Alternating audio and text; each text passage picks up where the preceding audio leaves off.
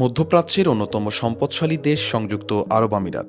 তারা বিদেশি নাগরিকদের জন্য দীর্ঘমেয়াদী ভিসা চালু করেছে ২০১৯ সালে। তার আওতায় থাকছে ৮টি বিশেষ সুবিধা। সংযুক্ত আরব আমিরাতের ভাইস প্রেসিডেন্ট এবং দুবাইয়ের শাসক শেখ মোহাম্মদ বিন রশিদ আল মাকতুম ২০১৯ সালে গোল্ডেন ভিসা কার্ড পদ্ধতি চালু করেছিলেন, যার আওতায় চিকিৎসক, গবেষক, বিজ্ঞানী ও শিক্ষার্থী সহ বিভিন্ন পেশাদারদের পরিবারসহ ১০ বছর থাকার সুযোগ দেওয়া হয়। মূলত আমিরাতের অর্থনীতিকে শক্তিশালী করতে এবং বিদেশি বিনিয়োগকারীদের আকর্ষণ বাড়াতে একটি আনুষ্ঠানিক প্রতিযোগিতা চলছে মধ্যপ্রাচ্যের ৩ প্রভাবশালী দেশ সৌদি আরব, কাতার ও সংযুক্ত আরব আমিরাতের মধ্যে।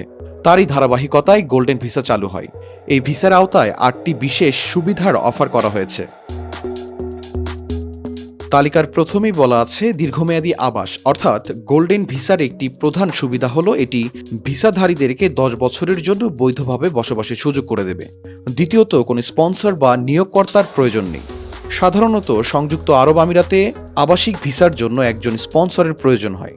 সেটি হতে পারে কোনো কোম্পানি যারা আপনাকে নিয়োগ দিচ্ছে, কিন্তু গোল্ডেন ভিসার নতুন পরিবর্তন নীতি অনুযায়ী বিদেশ গমনের ক্ষেত্রে নিজেই নিজের স্পন্সর হতে পারবেন।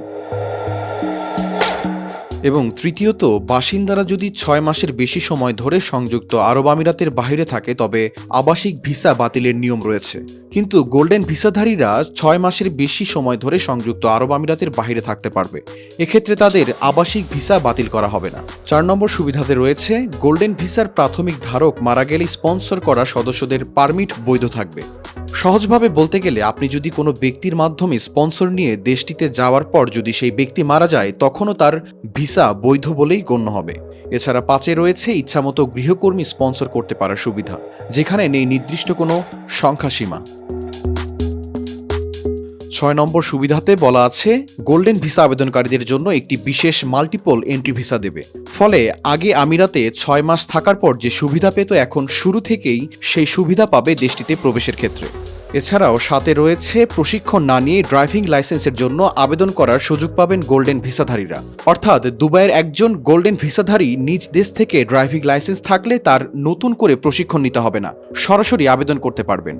তালিকায় সর্বশেষ সুবিধা হিসাবে উল্লেখ করা হয়েছে স্বাস্থ্য বিমাকে।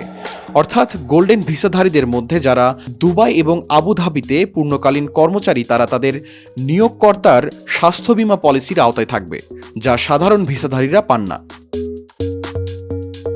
শাহরিয়ার কবির, প্রবাস খবর।